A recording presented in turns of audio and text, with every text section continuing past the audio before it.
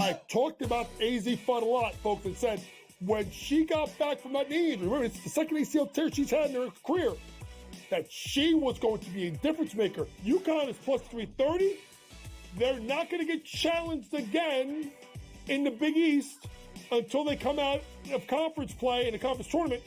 I still like them at plus 330 to win a national championship. Betting above the rim, only on SportsGrid.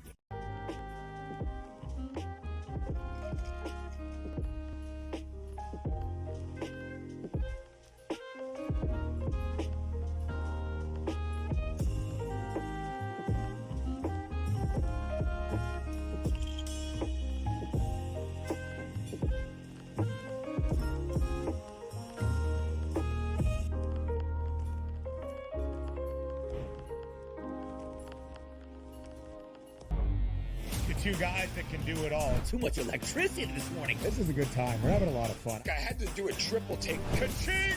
Why? Because of parity. I didn't mean to offend. Yeah, it's not going to happen. Load management is a dirty word. Let him rip. You know what? Circumstances provide the results. What? How do you do this one? Oh, Donnie, you got such a good show there. A network that is booming. The Early Line, only on SportsGrid.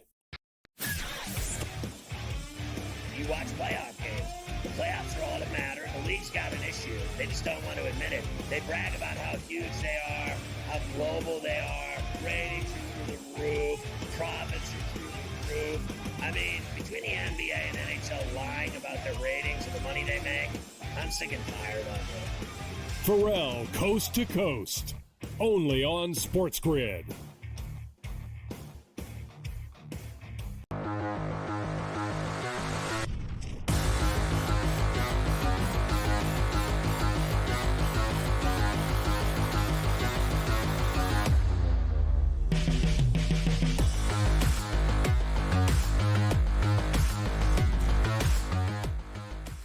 Hey, what's up, everybody, and welcome in. This is FST. It's Fantasy Sports Today. My name is Matt Stryker. His name is Joe Pisapia, and this is the place for those that want to dominate, whether it be season-long, DFS, straight-up wagering. We've got you covered at SportsGrid, at SportsGrid TV. Those are our social media handles. Just do a double check. Make sure you're following along.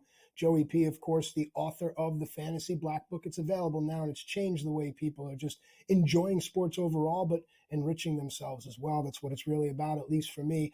Joe, in a previous hour, we talked about first base targets. Now we're going to dive into third base targets, all right? Major League Baseball season is upon us. A lot of people are going to be entering their drafts. The choice for me here is if you miss out on a Vlad Guerrero, who has first base and third base eligibility, or you miss out on this next guy, Jose Ramirez, there's only a few places you could go before you're going to really start hodgepodging. Let's talk about Jose Ramirez as a target. As of right now, he should hit between Manzardo, should he make the team, and Santana. I mean, Ramirez is only 32 years old. In the last 3 seasons, he's played nearly every game, Joe. I mean, to me, he's a stud. But how many people can get him? Look, you need a top 5 overall pick, and if he slips to 5, you should be dancing for joy, right? Because this is a 40-40 third baseman last year. Okay, 39 home runs. Close enough. I mean, the guy's an MVP candidate. The guy does not get enough credit. He took less money to stay in Cleveland. He wanted to stay a Guardian. He was happy there. And how often does that happen, right? A big star with big potential. This guy could have gone out there and broken the bank. And so he's like, you know what? I'm happy here. Let's get a team-friendly deal. Let's build around it. Now, I'd like to see them build around him a little bit more. I didn't like moving Josh Naylor this offseason. We'll see if Manzardo is that guy, but Cleveland needs to be more aggressive. This is a very winnable division for them. Their competition, obviously, is Minnesota, and obviously the Detroit Tigers now, too, are in that conversation. But look, the Kansas City Royals are a much better team. Like there's a lot of competition all of a sudden in this Central. And the Guardians have still, I think, the best player in there. Bobby Witt's right next to him, but I think these two guys, neck and neck, both MVP candidates this year. I would take Bobby Witt Jr. because of the power-speed combination at shortstop over Jose Ramirez. I would take Ohtani over Jose Ramirez. After that, everybody else is a conversation. Sure, Aaron Judge can hit 50 home runs, but he could also go back to be hitting, 38. Juan Soto's not there anymore, right? And I know a couple years ago he had a huge home run season too, but there was a dip in between. And I'm just kind of curious, where we're at. Judge is the same age as Jose Ramirez. They're two great players. If you're looking for stolen bases and 40 home run power, well, one guy gives you both of those things. Aaron Judge doesn't give you 40 steals. It's not happening, right? So I think these projections are light on Jose Ramirez, 29, 96, 30 steals. I mean, even if he just gives you 30 as a base, an incredible player, does not get enough credit, and a guy who should be a top 5 overall pick. And you mentioned third base being tricky and not loving what third base looks like. There's some real specific spots you want to take a shot at certain guys. So taking an early investment in Jose Ramirez is always a good idea. Yep, I like that. It's good advice. I think the team overall is better as well. We talked about it last week, a full season of Lane Thomas. And if any of these kids hit, it's really going to be good. All right. So I mentioned that Jose Ramirez is 32 years old. You know another third baseman that's 32 years old? Manny Machado. And I think I have to take a second and sit back here. So Manny Machado is probably going to hit between Merrill and Cronenworth, and then has Xander behind him. Your thoughts on Manny Machado? A, I can't believe he's 32. And B, is it time? Has the bloom come off the rose? What's the deal here? No, I'm not really too worried. I know the strikeout rate has increased a little bit, so the batting average might take some hits, but he is the 32nd player going off the board. And if you miss out on Jose Ramirez and Vlad and Rafael Devers even, I think Machado is a really solid alternative. You look at the projections here, they have him somewhere as a 30, 90, 90 guy, basically. And I think that's about right. Still going to give you 8 to 10 stolen bases. So that's still out there for Manny Machado. And you mentioned he's 32. It feels like he's been around forever because he came up so young. So, I mean, this is a guy that I think is still in a good team in San Diego that's going to be very competitive still with Fernando Tatis and some of the other talent they have around them. So I still like Manny Machado. What I'm finding in mock drafts and real drafts that I've been doing too is that he's been taken for granted and he's slipping a little bit further than even the ADP suggests. So that's a guy to just continue to watch. Sometimes we get a little fatigue of just taking certain players for granted because they've been there forever. Mm-hmm. Machado's starting to feel like that a little bit, and I would be taking advantage of it and making him a target of mine on draft day. I like that. You're finding that you get name fatigue. So a guy like Machado is slipping, and then you get guys that maybe get inflated. I think Jazz Chisholm is somewhere in between the two, right? So let's talk Jazz Chisholm here. His third base and outfield eligibility should hit between Stanton and Goldschmidt. He stole 40 bases in 2024, and what do they have him projected here for now? 35 stolen bases. Are you chasing more than just the speed with Chisholm? I think you like the overall package when it comes to Jazz Chisholm. I think the problem is he's been such a darling of fantasy nerds everywhere for so long and so disappointing that a lot of people have a lot of bad association with him as an investment. So he's a guy that's missed time with injuries. He's a guy that has played on mostly bad teams in his career. You drop him in the Yankees and you give him 147 games last year. Look at what happened. 24-40. Hitting 256. That was a pretty good season for Jazz Chisholm. There's not a lot of 25-40 guys floating around there in Major League Baseball. So he becomes incredibly valuable. I think when you talk about the improvement of the team around him, the line of protection, the ballpark factor, and then, of course, the health, it's really that last one, the health, that matters the most. If he could just stay on the field, everything else, I think, will take care of itself. So he is still a bit of a risk. But considering the 25-40, 25-40 makes him more valuable than, say, a Manny Machado and arguably maybe even a Rafael Devers. But those guys are going ahead of him. Why? Because they have more of a track record of producing. And I think what you have here is a risk-reward factor. Jazz Chisholm can still hurt you. He can still, at 36 overall as a third-round pick, can still hurt you. But he could also be a guy that really gives you an advantage, especially in those roto formats. So I don't know if I'm reaching for him in points leagues. But in those roto leagues, I think you can consider him a little differently as a risk worth taking. All right, let's stay in a New York state of mind and stretch our legs here. And I almost, I'm always careful because my personal fandom gets in the way here because I'm on this guy and I want this guy in every league I'm in. I'm always able to pluck. And I feel like the more I talk about him, the more I know people are watching. But we've got to do our jobs here. Mark Vientos for the Mets. I mean, this to me, so let's look in 111 games. He had 27 home runs, hit 266, but also struck out 135 times. It's the way of the league. But again, a lot of leagues that people are in penalize strikeouts. I really love Vientos. If I can't get to the Vlads and the Ramirez's, I can't imagine I wouldn't be able to get one of those two guys. Vientos is a wonderful pivot. Let's talk about him. You're a Met fan. I am, and despite that, I'm still very cautiously optimistic about Mark Vientos. This was a player last year, if you dial back to some of the shows we did, I was raving about in spring training. He looked terrific. His guy had a good minor league track record, had a ton of power, and seemed like he was finally getting it. And then the Mets went out there and they ended up signing JD Martinez, and all of a sudden there was no path for him.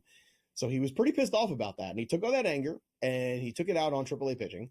He ended up getting called up eventually, and the kid raked and then was unbelievable in big moments. Now, you don't want to overrate the big moments in the playoffs. I get that. But I think it tells you that New York is not going to phase him. You know, the big moments are not too big for Mark Vientos. And then when you bring in a guy like Juan Soto to that lineup, there's no pressure. So if Juan Soto's not there, there's a lot of pressure on Mark Vientos. Like, can you step up and be an all-star, be a superstar player? There's plenty of superstars. There's Lindor, there's Soto, there's Pete Alonso. Mark Vientos just has to be Mark Vientos. And I don't see a scenario where this kid does not drive in 100 runs. 89 is way too low. Look at all the players. Nimmo with that on-base percentage, hitting ahead of him, and then Soto hitting in the 2 spot. If Vientos hits 3, look out. If he hits 5, okay, I still like it. But man, oh man, I think the projections are way too low on him. He's a player going outside the top 100. And Matt, I'm with you. This is a guy that I am targeting 100% in every draft I can get him. When we come back, I'll take a look at the sleepers at third base. You're not going to want to miss this.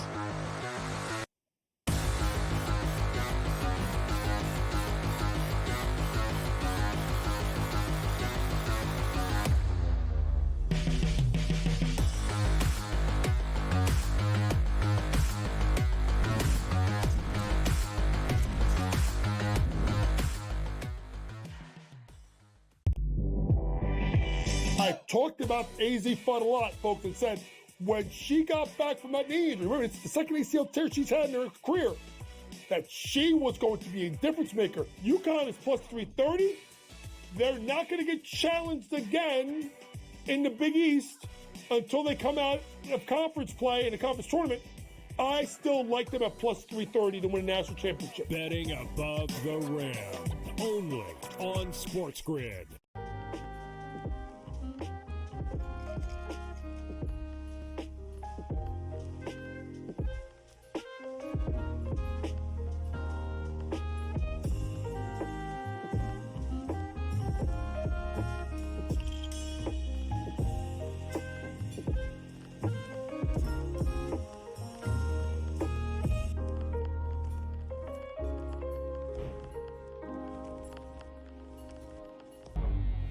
Two guys that can do it all. Too much electricity this morning. This is a good time. We're having a lot of fun. I had to do a triple take. Ka-ching! Why?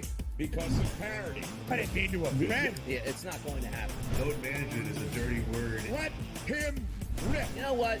Circumstances provide the results. What? How do you do this one? Oh, Donnie, you got such a good show there. A network that is booming. The Early Line. Only on SportsGrid. You watch playoff games. The playoffs are all that matter. The league's got an issue. They just don't want to admit it. They brag about how huge they are, how global they are. Ratings are through the roof. Profits are through the roof. I mean, between the NBA and NHL lying about their ratings and the money they make, I'm sick and tired of it. Pharrell, Coast to Coast. Only on SportsGrid.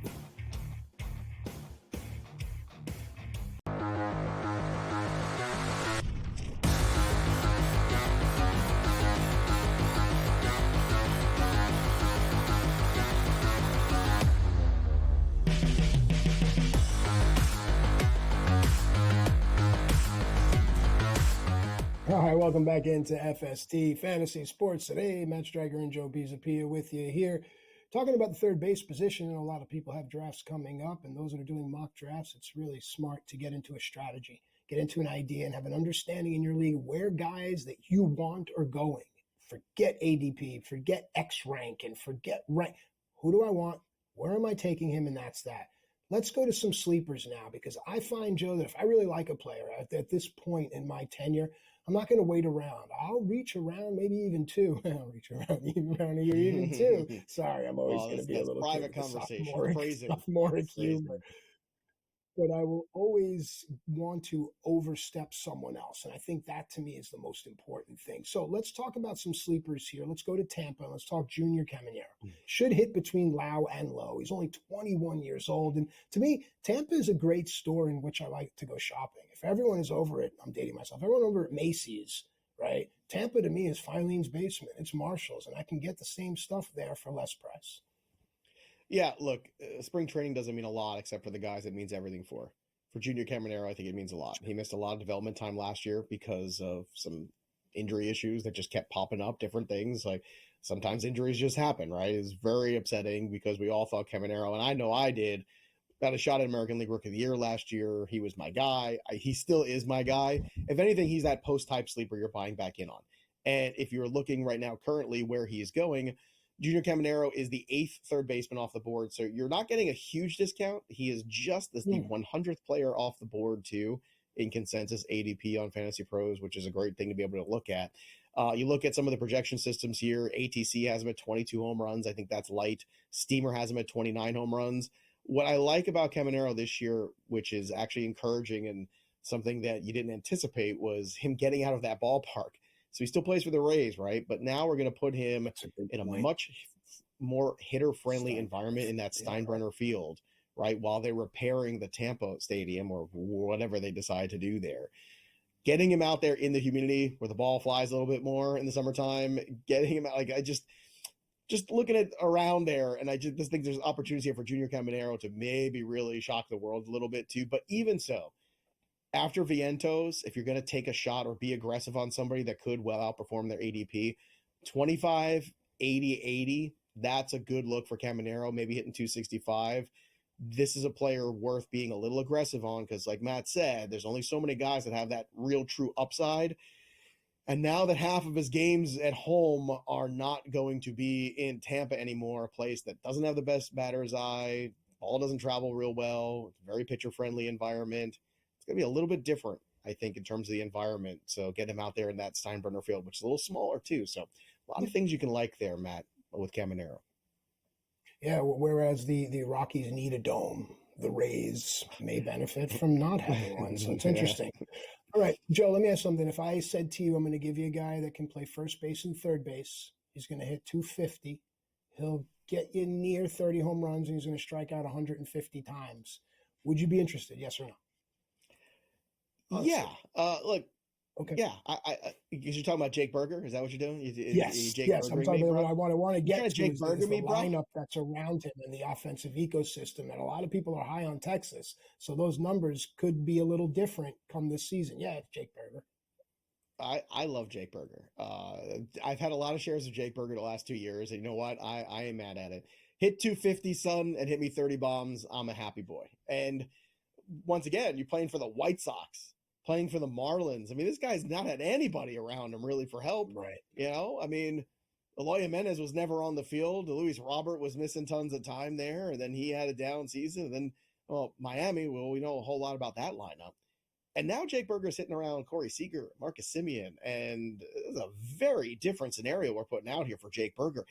I look at Jake Berger as maybe one of the best kept secrets in the draft too, especially if you're playing in roto formats. You know, strikeouts aside, right? Strikeout rate's going to be higher. Like he's a guy, he's a big dog. He's going to eat. He's going to go after stuff, right? I get it. Right now, Fangraphs hasn't projected to hit 8th in that lineup. I think that's absurd. I think he's going to open the year hitting 6th.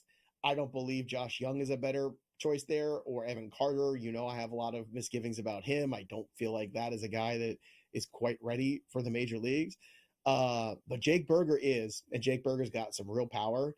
I love this guy. And the fact that he's going as late as he is in drafts, you know, ADP of 126 overall, I think that's a pretty good investment. And he qualifies at first and third. So if you're looking for that corner guy, right? I don't know if there's a better guy in that corner infield spot than Jake Berger. All right, I like it. Let's pivot now because I find that heading into seasons, a lot of people publicly get off a team when a team loses certain players or a lot of players. let's look at the Houston Astros. I think a lot of people will turn their nose up now. No Kyle Tucker, no Alex Bregman. Oh, Altuve's moving to the outfield. Well, let's look at what they do have. Another guy with dual eligibility, first and third, is Isaac Paredes. Now, to me, Paredes, if he hits second between Altuve and Alvarez, that's really nice. This kid's 26 years old. The best season that I could come up with for him was in 143 games. He hit 31 home runs and hit 250. What can folks expect from Isaac Paredes? I think you can look at Isaac Paredes and expect 25 home runs. I know projections have him at 22. You're right. He is hitting in that 2 spot right now. That's a projection for him, hitting between Alvarez and Altuve at the top. Man, that's a good place to be. I think I can still swing the bat a little bit in that spot. That is great for him.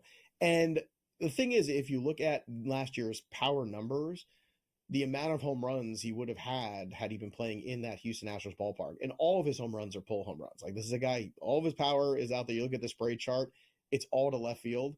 So Isaac Paredes, seeing a ton of fastballs in the smaller ballpark there in the left field, man, there's a really good opportunity for Isaac Paredes. Another guy qualifies at first and third. One of the best, I think, corner guys you can be drafting along with Jake Berger. Love these 2 guys. Not so much as your starting first baseman or third baseman, maybe in deeper leagues if you had to, but as corner guys, man, these guys are going to be incredibly productive, I think, this season on their new teams in Texas. All right, I think we have time for one more. Now, health is a factor. Anyone on the Cubs stand out to you? Yeah, look, Matt Shaw is a prospect that's going to come quickly, I think. He is a guy, 15, 19, you're seeing the projections there. But if he plays more, we could be looking at a 2020 player. Matt Shaw is incredibly gifted. Another guy puts the ball in play, he's got power, got speed. And the Cubs are all in. This is the Cubs' moment. You acquire Kyle Tucker. If Matt Shaw can help you get to the playoffs, Matt Shaw is going to find a way to play every day at some point. We'll be right back with the bust of third base.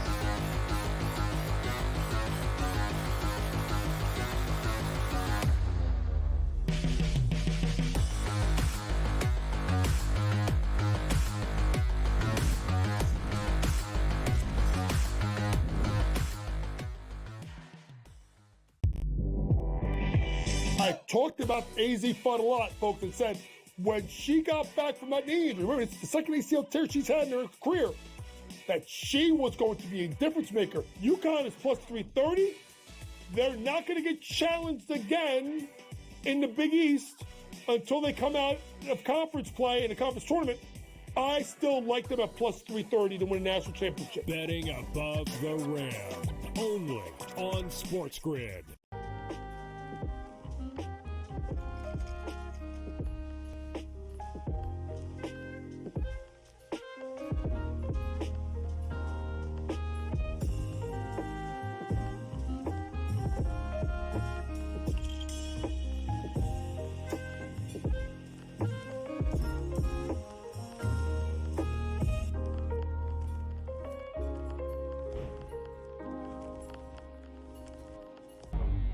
The 2 guys that can do it all. Too much electricity this morning. This is a good time. We're having a lot of fun. I had to do a triple take. Ka-ching! Why? Because of parity. I didn't mean to offend. Yeah, it's not going to happen. Load management is a dirty word. Let him rip. You know what? Circumstances provide the results. What? How do you do this one? Oh, Donnie, you got such a good show there. A network that is booming. The Early Line. Only on SportsGrid. You watch playoff games. The playoffs are all that matter. The league's got an issue. They just don't want to admit it. They brag about how huge they are, how global they are. Ratings are through the roof. Profits are through the roof. I mean, between the NBA and NHL lying about their ratings and the money they make, I'm sick and tired of it. Pharrell, Coast to Coast. Only on SportsGrid.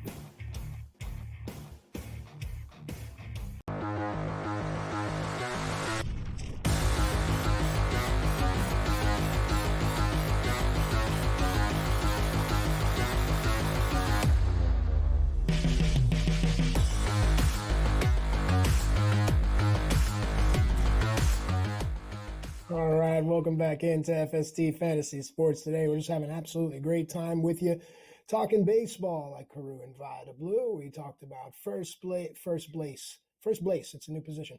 First base, First sleepers, busts, and picks. Then we moved on to third base, and now we have arrived at third base busts. Now, at SportsGrid and at SportsGrid TV are our social media handles. Keep the conversation going, especially those of you in the Mid-Atlantic area, Baltimore perhaps, because this next name on the list is populated by Joe Pisapia. He has Jordan Westberg as a third base bust. Now, I know why, but before everyone starts running to the social media to let Joe know where they're going to catch him outside, remember, Joe can handle himself, and he has friends too.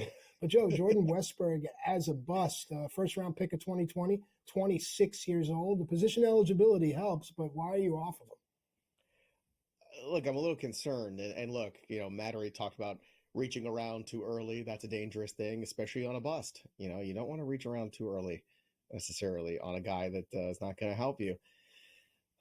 Jordan Westberg, a guy that had a really good season last year. I don't want to discount what Jordan Westberg was for the Baltimore Orioles, but let's also keep in mind Jordan Westberg's opportunity came because Jackson Holliday was a complete disaster for the first 100 games of the season.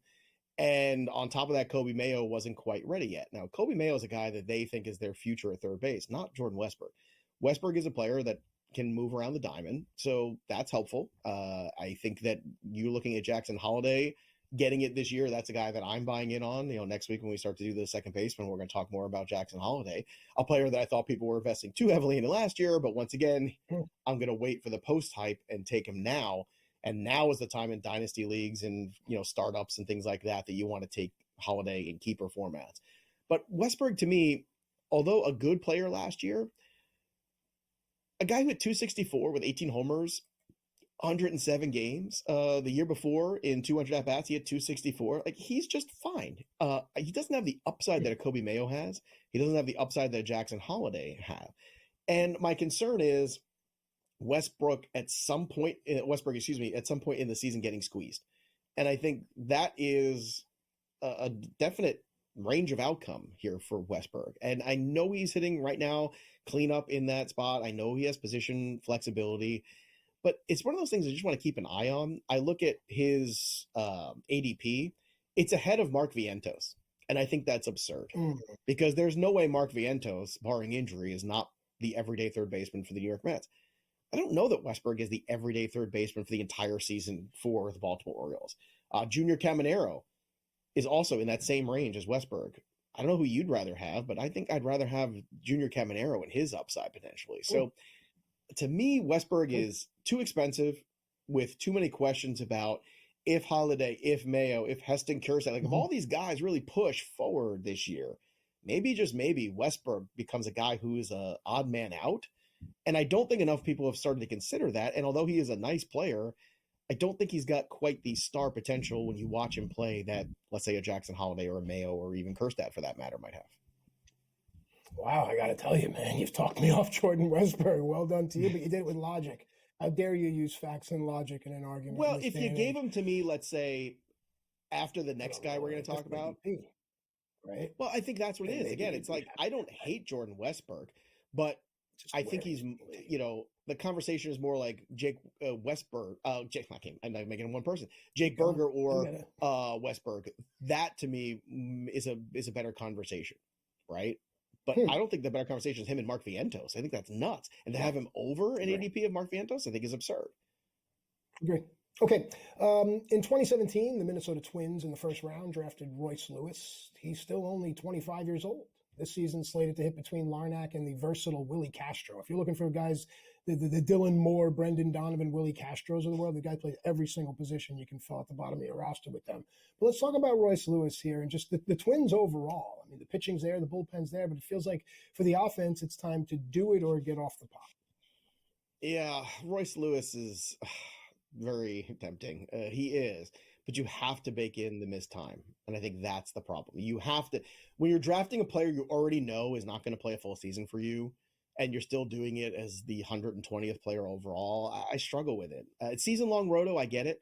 But in any head-to-head format, I would be really concerned with Royce Lewis because you have to have that an alternate plan. In shallow leagues, okay. In any sort of deep format, in any sort of head-to-head format, that missed time can really kill you. So as good as Royce Lewis can be, can he play more than 120 games? I don't know. None of us do. And that's unfortunate because he's a really talented player. We come back. Let's start to preview the National League East. Oh, there's lots of beasts there.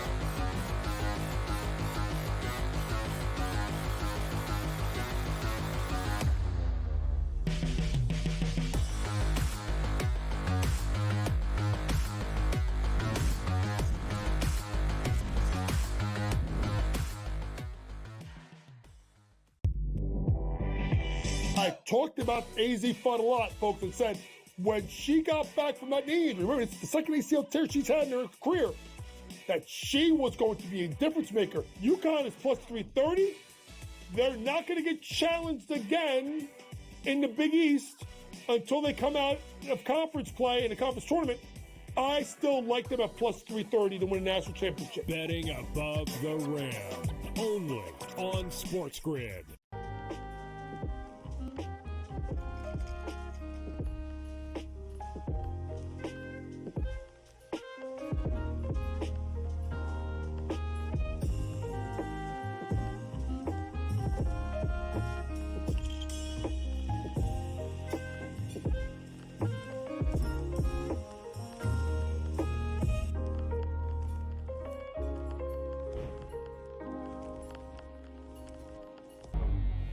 Two guys that can do it all. Too much electricity this morning. This is a good time. We're having a lot of fun. I had to do a triple take. Ka-ching!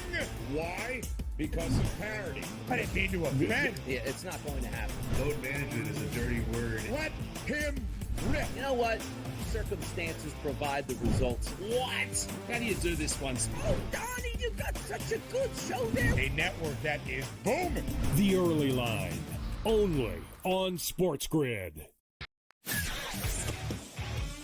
You watch playoff games.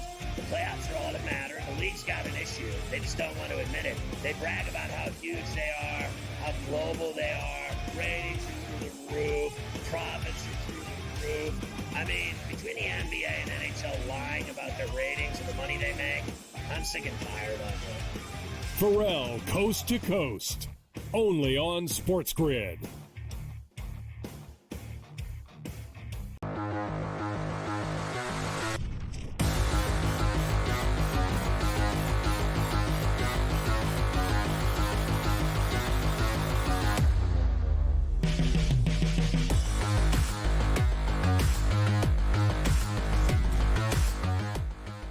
All right, welcome back into FST Fantasy Sports Today. Matt Stryker and Joe Pisapia with you, and now it is time for perhaps the most important work that we shall do at this point in the season.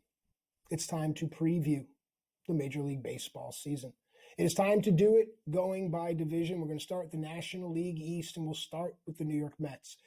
Joe, an overall conversation that you and I tend to have, especially when it comes to wagering and it comes to season long, is that a team needs to have a big three when it comes to a pitching staff, and I think a big 3 or 4 when it comes to bats. When we look at the Mets, the first 3 names in the order, Lindor, Soto, Alonso, satisfy a big 3 in bats.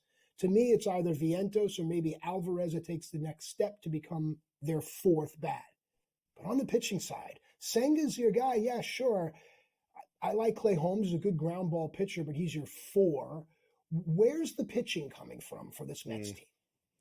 Yeah, well, Frankie Montas not on this graphic because he's dealing with a lat strain, so it could be 6 to 8 weeks before he even picks up a baseball again, potentially. Again, we're still waiting on more information on that one. So not that Frankie Montas necessarily was going to be that guy, but I think we could look at last year's rotation and kind of say the same thing, which is, all right, well, you got Senga, who ended up not being around, right? And what are they doing? Sean Manaea, Luis Severino, and those guys were really good last year, and those guys went into the playoffs last year and were really good. So the Mets are talking to Jose Quintana. It would not shock me if they bring him back into that fold too. So, Quintana's been very consistent. You know, he gives you a chance to win. Another left-handed arm. I'm with you. I like Clay Holmes. I keep comparing him to, Derek Lowe, who made that jump from the Boston Red Sox bullpen into the rotation years ago, extreme ground ball pitcher. I think he's got more strikeout potential than Derek Lowe, and they did it around the same time in their career too. Yeah, the Mets pitching is okay. I think David Peterson has an opportunity to really step up to. McGill is another guy that they have there as depth. The Mets have a philosophy, which is we're not going to invest in pitching. We're going to invest in everyday players, and they have. This lineup is really good, especially if Francisco Alvarez hits, and then Luis Angel Acuna plays 100 games at second base, which I think he's going to this year. Man, that becomes a very deep lineup. A lineup that could be deeper than the Dodgers, to be honest with you, if Alvarez and Acuna really step forward. It is a hot take, and it isn't. I mean, you tell me, like, as great as Otani is and as great as Mookie Betts is, Freeman's another year older. You're seeing the wear and tear in his body. They don't have quite the depth of order, and nor defense, too. I think defense is a problem for the Dodgers. Let's not pretend like it might not be, because it could be this year if you're trying to poke holes. But you're right. The rotation, not quite there yet. They do have the depth in their farm system to acquire a starting pitcher. That could also be part of their looking ahead to the season and how they're structuring things too. But Sean Manaea was terrific last year, made some big adjustments, was very consistent when he did. And at the end of the day, like, this is where they're going to start. I don't think this rotation necessarily is where they finish, but I do think they are a team that's going to win 90-plus games this year in 2025. Yeah, and when you think about the bullpen, we talk often about teams that can play 7-inning baseball. So you have Minter as a setup and Diaz as your closer. So I think I'm wagering on the Mets to score runs, so looking at team totals, and also to play in those short games as well. So that's how I'm going to go into the season, wagering on the Mets. Let's stay in the NL East, as we will for this entire segment, and talk the Philadelphia Phillies. All right, the big three bats are Turner, Harper, Schwarber, maybe? Is Max Kepler that next step up? Real Muto, I know, is in a contract year, so there's some questions there. But the pitching is where it's at for me with this Phillies team. Wheeler, Nola, Sanchez are your three. Suarez could also come into that conversation. Let's talk. Yeah, look, and also the closer situation too, being able to have Jordan Romano in there now, be that guy, I think is very important. I would pick the Phillies to win this division if you had to force me right now. Like right now, before spring training is over, the Phillies would be my pick for the division because of the depth of that rotation. And Jesus Luzardo, a guy not only 1 year removed from a really strong season, another left-handed starting pitcher, and still young enough. So where the Mets acquire guys that they think that they can fix, the Phillies are acquiring guys that they think already have shown that they can do it. They're just giving them more support. And the Phillies lineup, very good still. Yeah, I mean, Turner, Harper, Schwarber, that I think is enough to get the job done. The bottom of the order, a little suspect, because I think Real Muto is a player on decline. To be honest, you're looking at his stats, I think they're going the other way. But right now, with the injuries that the Braves still have to wait on to Strider and Acuna, we're going to talk about that in a second, with the Mets pitching staff being what it is, which I think is good enough to compete. But if the offense has any struggles, they're going to have some times where, it's going to keep them from maybe being a 95-win team and maybe keep them a 90-win team. I think the Phillies could get above the Mets at the end of the day because that rotation depth with Sanchez and Suarez in the middle, and then you got those two guys at the top, Wheeler and Nola, have been so consistent and so durable, which really matters too. If you have an injury to this Phillies pitching staff, you still have somewhere to go. With the Mets, it's a little trickier. That's why I prefer the Phillies to win the division. But in a short series, again, the Mets have already shown they can beat the Phillies last year. Sure. Yeah, you got to keep that in mind as well if you're looking for your playoff wagers and your futures and stuff, is the way that the different playoffs are formatted as well. A lot of teams can push through because they only have to win a game here, 2 games there. All right, let's talk about the Atlanta Braves and close out this segment. Then we'll pick up the rest of the NL East on the other side because there are some exciting teams. So I think a healthy Acuna, there's one. Then you got Riley, Olsen, there's your 3 bats.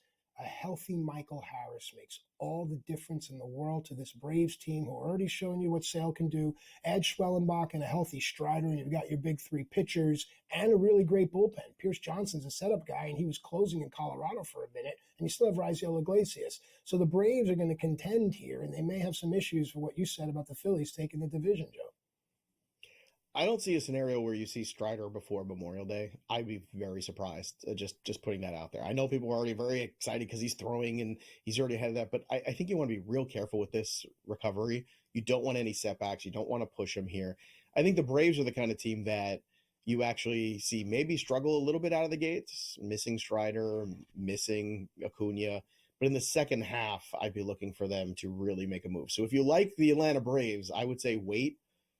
Bet them in midseason at the All-Star break because this is a team I think is good red hot. And they have way more than 3 bats here. I think you're underselling Ozuna, you're underselling Ozzy Albies, a guy who is capable of huge seasons. Michael Harris to me is a well, let's agree on this one. I think he's very overrated in fantasy circles. He's a nice baseball player, but in fantasy circles, to me, he is one of the most overrated guys there. Well, and depending on where he's hitting in the order too, when Acuna does return, that has a lot to do with his productivity. I continue to struggle with the fantasy community constantly pushing Michael Harris, I think, to a place where let me return. I think it's untenable. Sure. It's part of your theory of offensive ecosystem. I feel a lot of fantasy managers feel I'm not going to get Acuna without the one. Let me at least get Harris on the other side, and that way I can feel the warmth of Acuna. So where do you stand there?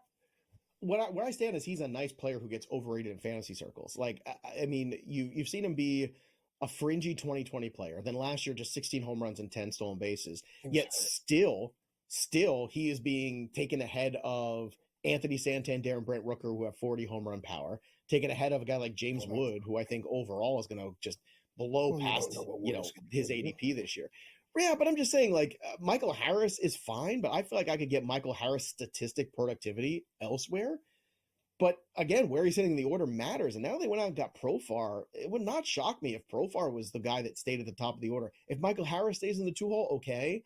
If that flip-flops, we'll see. But the pitching is really good here. Like Chris Sale, Schwellenbach, I mean, definitely two guys at the top of the rotation. When you add Strider in eventually at some point mid-season, it'll be really good. But the Braves, to me, are more of a second-half team. Iglesias, still at the back of this bullpen, still very solid. This is a very deep lineup. I think where you're poking holes is Grant Holmes and can Reynaldo Lopez repeat? And Matt, I think that is a huge question. He's been one of these guys that, you had Seth Lugo and you've had Michael Wacha, these guys who went from the bullpen into the starting rotation have all had really good success. What the Mets are trying to do with Clay Holmes, can Lopez repeat that success? That'll be really interesting to see. If he does, then Atlanta might actually still hang and contend for this division. But either way, I think they're a team you want to bet to make the playoffs because that lineup is so deep, and eventually adding Strider is like adding an ace potentially at the trade deadline. We come back, more NL East previews and breakouts when we return.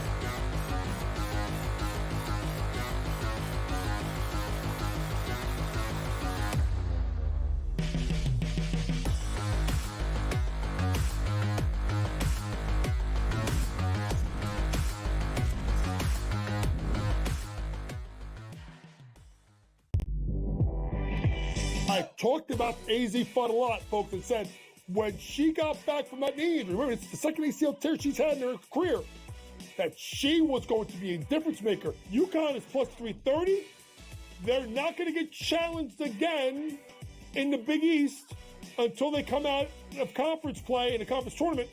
I still like them at plus 330 to win a national championship. Betting above the rim, only on SportsGrid.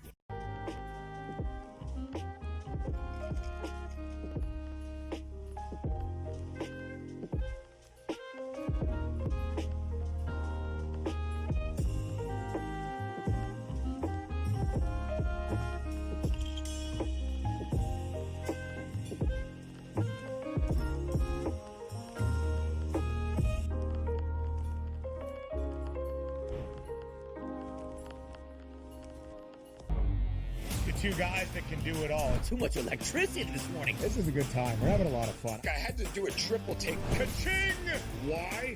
Because of parity. I didn't mean to offend. Yeah, it's not going to happen. Load management is a dirty word. Let him rip. You know what? Circumstances provide the results. What? How do you do this once? Oh, Donnie, you got such a good show there. A network that is booming. The Early Line, only on SportsGrid. You watch playoff games. The playoffs are all that matter. The league's got an issue. They just don't want to admit it. They brag about how huge they are, how global they are. Ratings are through the roof. Profits are through the roof. I mean, between the NBA and NHL lying about their ratings and the money they make, I'm sick and tired of it. Pharrell, Coast to Coast, only on SportsGrid.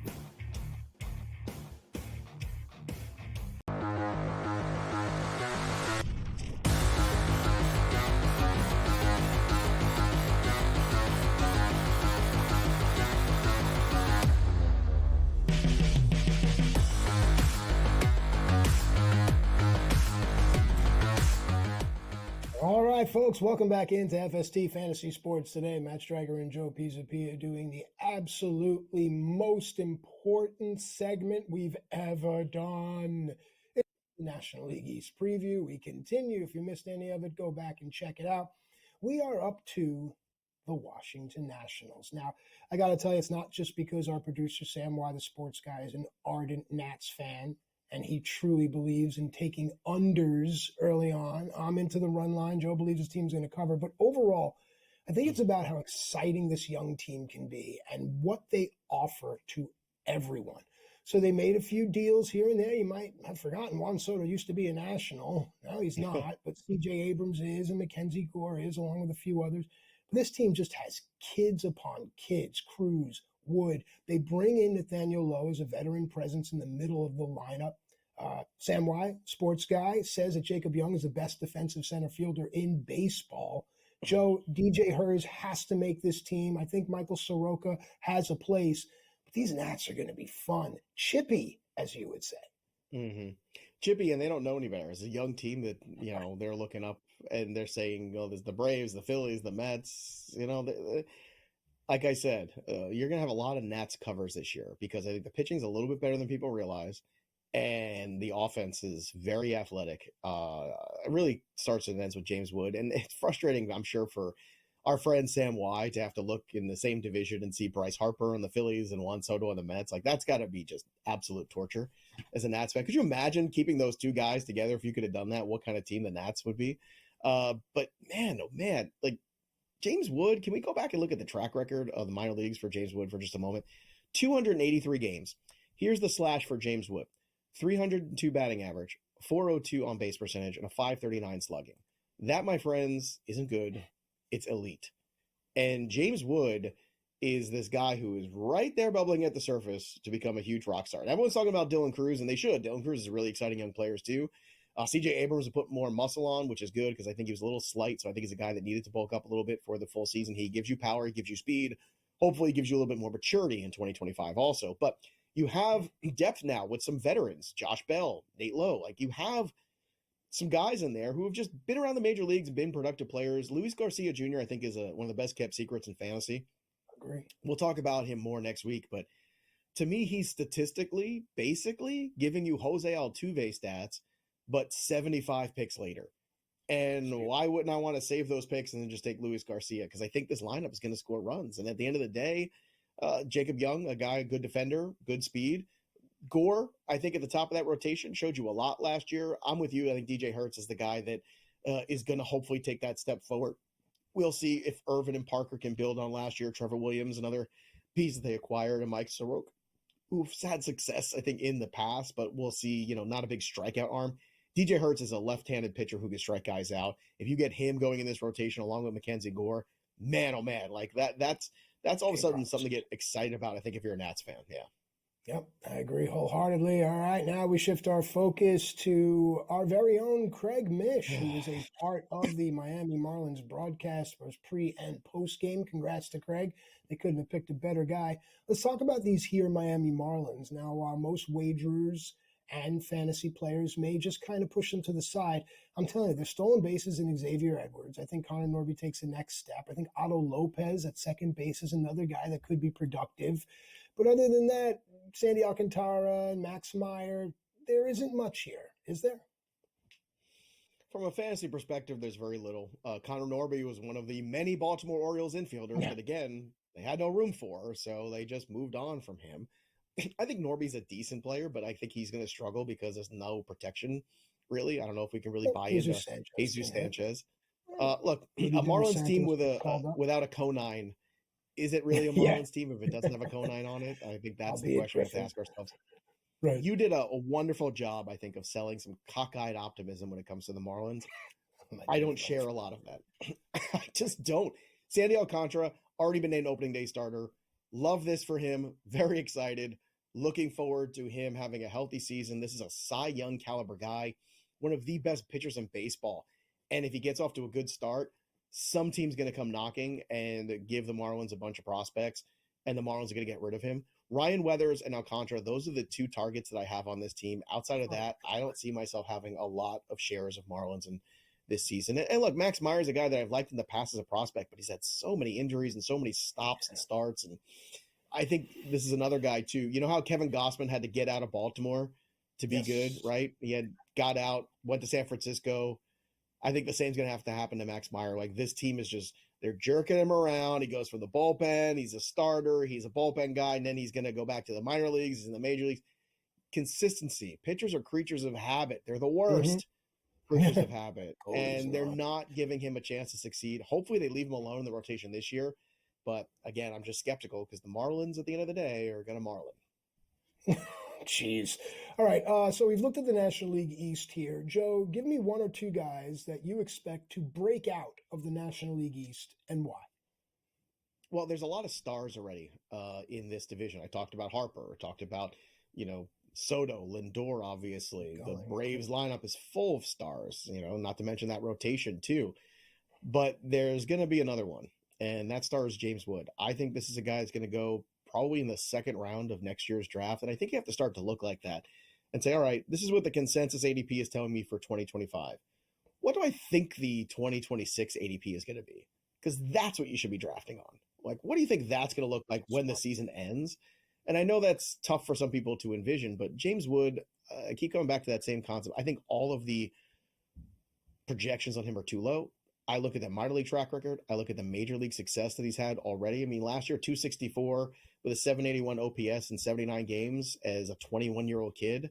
The sky's the limit for this guy. And I think it's good that they brought in some veteran protection for him. So I am very bullish on James Wood being the true breakout of 2025. And the other guy, too, that I think is going to be a sleeper is Luis Angel Acuna of the Mets, a guy who raked in the Arizona Fall League, a guy who had a good finish to the minor league season, came up, showed some pop. He's a smaller guy, but he's got more power than you realize. He's got speed. He's got athleticism. He's got way more tools than Jeff McNeil at this stage of his career. I know McNeil is a guy everybody loves in the clubhouse. He's just not an everyday player for me. Acuna is a guy that can take this Mets lineup to the next level. We come back, the 3 and out on FST.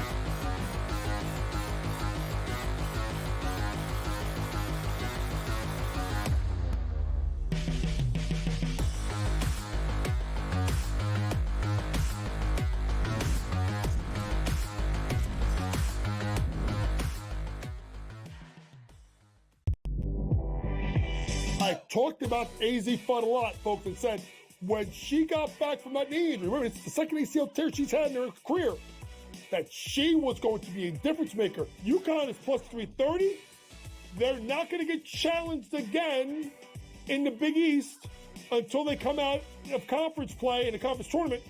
I still like them at plus 330 to win a national championship. Betting above the rim. Only on SportsGrid.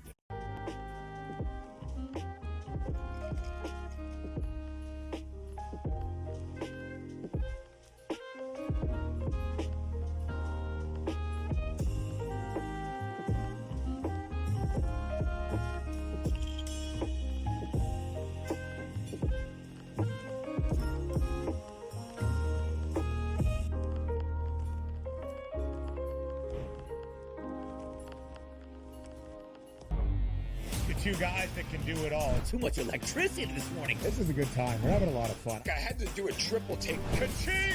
Why? Because of parity. I didn't mean to offend. Yeah, it's not going to happen. Load management is a dirty word. Let him rip. You know what? Circumstances provide the results. What? How do you do this one? Oh, Donnie, you got such a good show there. A network that is booming. The Early Line. Only on SportsGrid. You watch playoff games. The playoffs are all that matter. The league's got an issue. They just don't want to admit it. They brag about how huge they are, how global they are, ratings are through the roof, profits are through the roof. I mean, between the NBA and NHL lying about their ratings and the money they make, I'm sick and tired of it. Pharrell, Coast to Coast. Only on SportsGrid.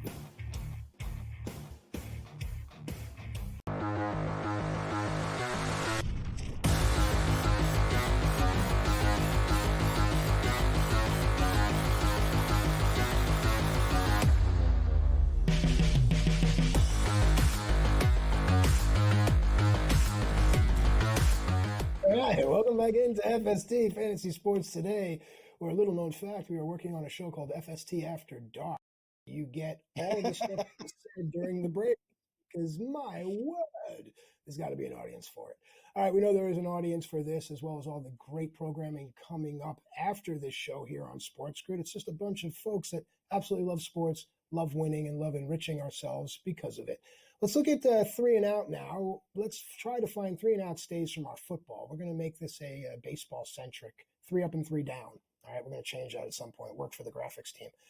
3 things, 3 up and 3 down that we're looking forward to this week, Joe. At the start is the controversy with the Red Sox, and then I'll let you talk about the Mets, and then some newbies.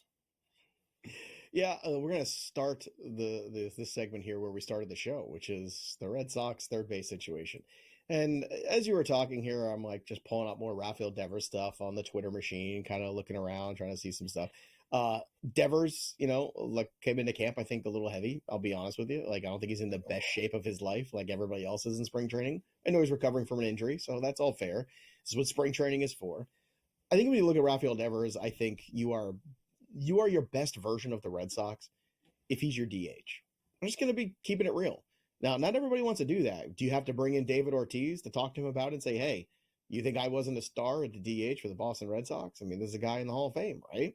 So I think if Rafael Devers is keeping it 100 here with the Red Sox and the Red Sox are keeping it real with him, Bregman's your third baseman, Story's your shortstop until he gets hurt, which will be tomorrow, any day. Yeah, right. Check your watch. And then Christian Campbell will get in there and start to work, and Roman Anthony will come in and put Rafaela back at shortstop.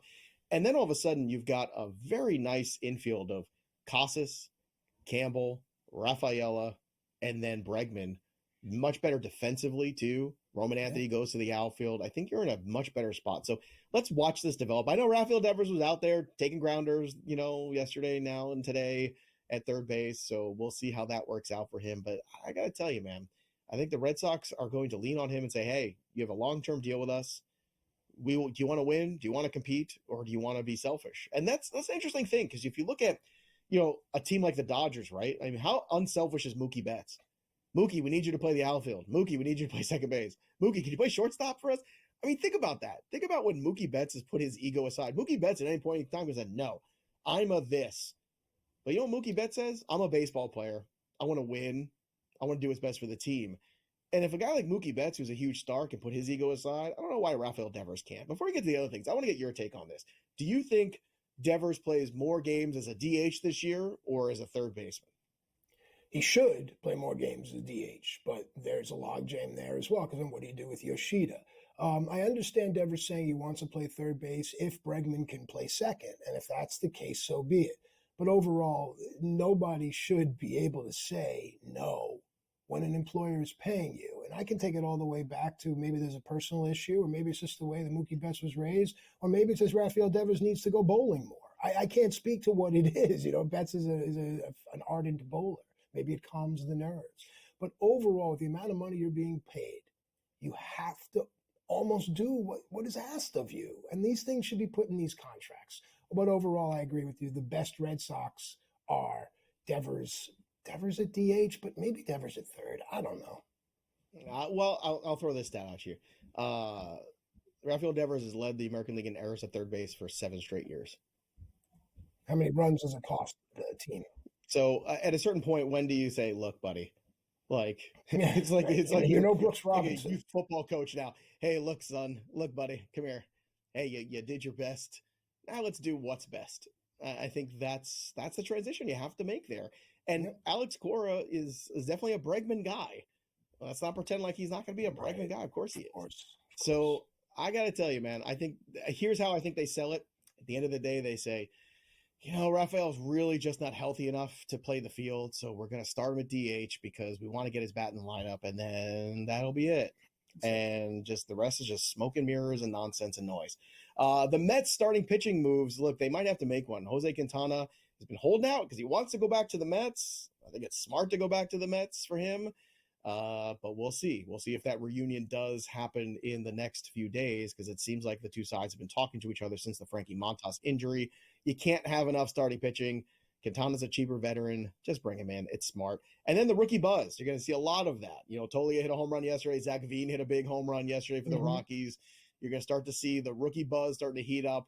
Take it with a grain of salt and realize still, just because these rookies are hitting doesn't mean they're going to be making the rosters necessarily. There is a group to watch. That'll do it for us. But the story of the game goes on. For Matt Stryker, I'm Joey P. We'll see you next time, kids. Enjoy your Sunday.